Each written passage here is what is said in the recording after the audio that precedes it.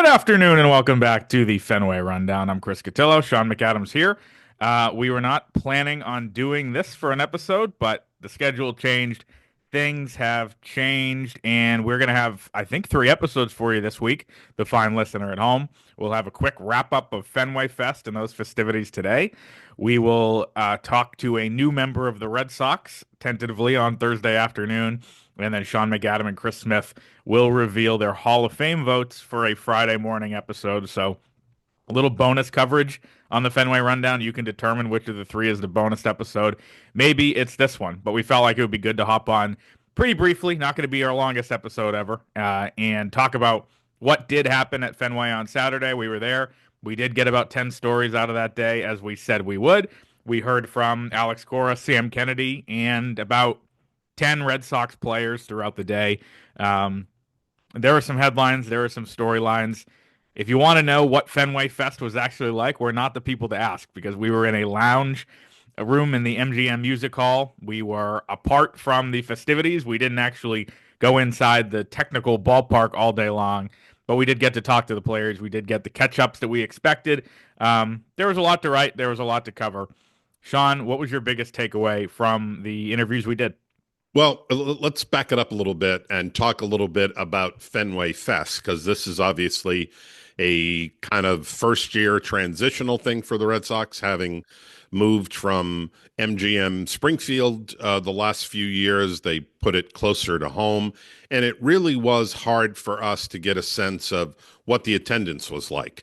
I went in and saw about a 20-minute preview of the Clubhouse, the new Netflix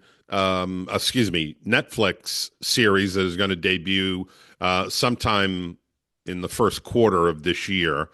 And judging by that, there were probably, that place has a capacity of about 5,000. It was not full. It was, I would say 2/3 to 3/4 full. So I'm going to say 3,500 people or so. I don't know if there were a lot of people beyond that 3,500, and not all of them were in the theater watching that. Some may not have been interested. They were doing other things. But it was really hard to get a sense of what the attendance was like. But given this was kind of a late announcement, they didn't do anything about this until, mid-December almost, before they said they were going to do this. And we don't know if they're going to try to continue to do this every year as an annual tradition. But it was an interesting day in terms of the players. It's almost as if the two people I think that got talked about most were two players who weren't there. One was Jarren Duran and his arbitration case, and the other is the future of Rafael Devers with the Red Sox. Not that he's leaving the organization, but where is he going to play? And that got a lot of play, pardon the pun. And Alex Cora was asked, can he move? Should he move? Have you talked to him about moving? Not surprisingly, they didn't shed a lot of light on there, except to say that if they're going to do that, that they're going to talk to Devers first. And a lot of that is obviously going to depend on whether it's Arenado or Bregman or neither coming here. But those were the two things that kind of hung over the day to me. Yeah, we've seen over the last couple of years, as we talked about last week, this event has kind of become like one of the big, something happens that's huge every year. 2 years ago, the booing. Last year, the Sam Kennedy finally admitting they're going to lower payroll. A few years ago, it was Ron Renicky stepping out of the way of the oncoming bust that was the Red Sox potential cheating scandal and distancing himself from Alex Cora. Like, it's always a pretty newsy event. I think, this weekend was a little less in that way. The Red Sox keeping open to more additions. A lot of talk about those additions. If I were to, boil it down to 4 kind of bullet points here, I thought the most interesting thing and the best quotes came from Trevor Story on Arenado, talking about, hey, if you have the chance to get a Hall of Fame player, you have to entertain it. I know it's tricky with Devers, but Nolan wants to be here. We've talked about it a lot. He didn't say no comment. He got into it. I thought it was worth, obviously writing as you did and talking about. It was an interesting thing from Story, one of the leaders of the team. At the end of the day, of course, it doesn't matter that much because it's up to, can they get a deal done? Will the front office do it? Same kind of thing on point two. But Go ahead. before you move on to that, I do want to take note of the fact that Story kind of waded into a potential minefield there because if you're saying, yeah, I want to have Nolan Arenado here to play third base, you Hmm. are also indirectly saying we could use an upgrade at third base, which is that may be obvious to anybody who watches that team, Right. but it's a little tricky to navigate as a veteran, essentially calling for another veteran to have to move positions to accommodate somebody. Uh, And Story was careful, as you said. This is He said this is Raffy's team. It always will be. He's the face of the franchise. Those things are true.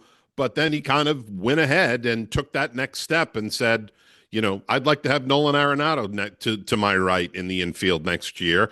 And that's not something that you always get players right. to say publicly, as Story did. Yeah, he did it in a political way, but I think, again, interesting that he'd go as far as he did. Again, doesn't matter that much. He's not the one pulling the strings. Point two is similar. Alex Cora on Nesson, not with us, saying he views Bregman as a gold glove second baseman. Again, it seems like he wants him. It doesn't, again, it's not news. It doesn't matter really that much. Like, we know that Alex Cora wants him. We know that others in the organization have not to this point, and he's not signed it. He's not a Red Sox. So that's not really a development. Point three, Garrett Crochet. Uh, just meeting him and getting a chance to talk to him in a scrum and then privately, as the two of us did, and seeing how he interacted on stage. I think he's going to be a guy who, number one, of course, most importantly for those of us who cover the team, will be good for business.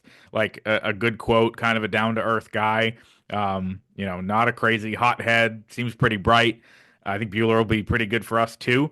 But a guy that I think Red Sox fans are going to like personality wise, a guy that kind of what you see is what you get. There doesn't seem to be a ton of ego there. And I think no surprise to anybody saying he is interested in signing here long term and, saying that those talks have started as we reported. And then point four was, let's see, just I think, probably the talk about, Whitlock and Yoshida, Whitlock being in the bullpen as we figured, and Yoshida still being on this team and then wanting him to play outfield. Two kind of forgotten guys on the roster at this point. I'm a lot higher on what Whitlock can contribute than Yoshida, but it was just good, I think, to get kind of those kind of wide ranging updates from a lot of different people across the board. And that's even before we get to the Triston Casas part of it. Yeah, and we knew that Casas was going to be a focal point. If the 20 minutes that we saw as a preview of the Clubhouse, the Netflix series, is any indication, Casas looms large in that doc. What else looms large in that doc, Sean? Nothing I could tell you right now, Chris. I mean, it was a 20-minute clip. Yeah, but what else made an appearance? Your voice was on there. The Fenway Rundown podcast, just as a tease. The Fenway Rundown podcast was. Took you a minute to lean into promoting the show you're on. I'm sorry, I thought you were going down another avenue that I was not willing to go down, but no. But yes, the Fenway Rundown was excerpted in the first 20-minute preview that we watched. So that'll be interesting to see how much of that is done. We know that hopefully they were going to do that because they asked we had to give them permission to use the audio, and we did. How much it's going to be in there, we don't know, but we do know that, like others, they are listening. Yes, very exciting stuff. So that was the highlight of the day, really. I thought when it came to Casas, in terms of talking about the trade rumors, it's kind of more of the same. Where they've told me that I'm not going to be traded. We've joked about it. Okay. I know that you're a big Seinfeld fan. Mm-hmm. So as I listen to Triston Casas tell one and all, time and again, no. Craig Breslow told me this is not true. They are not trying to trade me. This reminds me of George taking the in-laws out to the easternmost tip of Long Island to show them his beach house that doesn't exist. And he keeps driving and he keeps going out on that limb and he keeps buying into the bit full time until he has to admit that he's been making it up. That's how I see Craig Breslow operating here because we know, you and I know, other people know that they have indeed engaged in trade talks And Triston Casas involving knows that Triston too. Casas. What? And Triston Casas knows that too. Probably, but he keeps coming back to no. Craig told me that that's a lie. That no, they're not. They are not listening to people on a trade for me, and there's going to be some major tap dancing that has to be done by the front office if indeed Arenado comes here and they ended up moving, or somebody else comes that forces Devers off third to first, and then in turn a trade of Casas. That's just something that's going to be fascinating to watch unfold here in the next couple of weeks. And what about the futures of Snoopy and Prickly Pete in this scenario? That's a different episode. No, I don't think it is. I think that's part the of Hanson the cabs. No, he's Right. yeah, That's right. He makes up the names of his horses. Right. I'm sorry. right, to lure them to this imaginary house. So yes, that's what we're dealing with You're on a right. I'm Saturday sorry. in January. I mean, the other takeaway I have from Triston Casas is I think fans kind of miss on this one where they're like, he is going to be so upset if they are talking about him, if they trade him.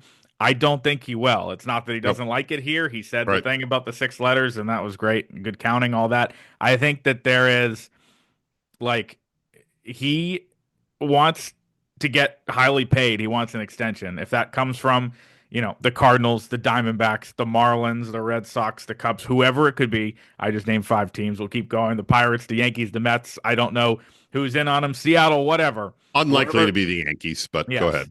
They could use a long-term first baseman, though. I think, wherever, like, he ends up, he's just, I think the most telling quote, people read into I hope I'm here. And so he wants to be here so bad. No, the real part of the quote was on March 27th, March 28th, I'm going to be playing a major league game. And that's fine. That's what I'm preparing for. If it's here, awesome. If it's not, it's out of my control. Some guys. Look, here's a shock, people. Triston Casas does not lack for self-confidence. Right. Okay. He thinks that he is going to be a very productive, run-producing, slugging first baseman for a long time in the big leagues. And chances are he's correct. But and he would, I believe him when he says, prefer that to be Boston. There is an attachment that comes from being drafted and developed and signed by one organization. You spend a few years in the minor leagues. The goal is to get to Fenway Park, to get to the major league parent club and perform there and go on and have this great career, a long career in one uniform, and you end up in the Hall of Fame and nobody has to ask the question, what hat are you going to choose? I believe that he would prefer to stay here. I also believe that if they were to trade him, it would take him about a minute and a half to be very happy to be a member of the fill in the blanks. And some guys are like that and some don't. We're not being critical of him. He just seems like he's a guy that could adapt very quickly to circumstances. I think it's actually the better way to be of the two, where, like, we've seen guys harp on it and not be comfortable about trade rumors in the future.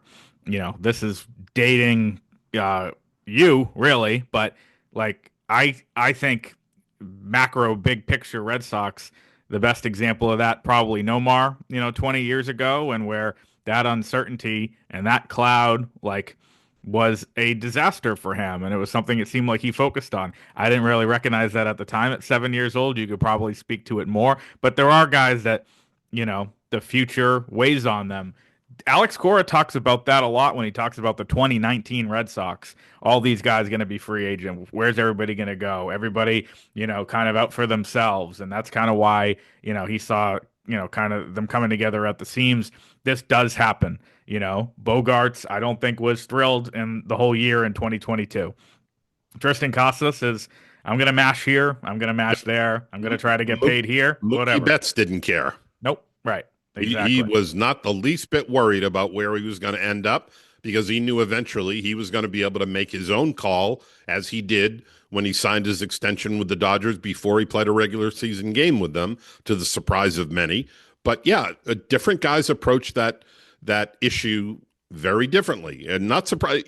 That would be true if you walked into any insurance company or any other office in any business. Some people are very much creatures of habit. They want to know what tomorrow is going to be like, and next year and the year after that. And others roll with the punches much easier. And Casas is in that latter camp. Yeah, and I think that's the better way to be. Um, so again, we talked to everybody. I'm trying to think if there was, Connor Wong's gained some weight, Rafaela's gained some weight, David Hamilton's playing some other positions. Cora once again said they Possibility want. of Marcelo Meyer getting a look Yeah, at some different positions. He didn't specifically say that Meyer might be in competition for the second base job. We all know that having not played an inning at AAA because of the back injury last year, it's highly, highly unlikely that Meyer makes the team out of spring training because they want to have all the boxes checked and the stops taken, and that there be, kind of a very linear flow to a player's development. But it'll be interesting to see if he gets more time at second base or whether he's really competing for that job, even if he's not going to make the team for March 27th. and that's a question to be asked tomorrow as we're back at Fenway Park. The rookie development program taking place in Boston now. The new big three of Roman Anthony, Christian Campbell, and Marcelo Meyer are there. The password is there. Carlos Narvaez, Hunter Dobbins. Um, Trying to think, there's a couple others on the list. David Sandlin. So we'll have interviews with those guys, not on the pod but on the site, and we'll be back later in the week with two other episodes. We just wanted to get this one out of the way, wrapping up the Fenway Fest festivities.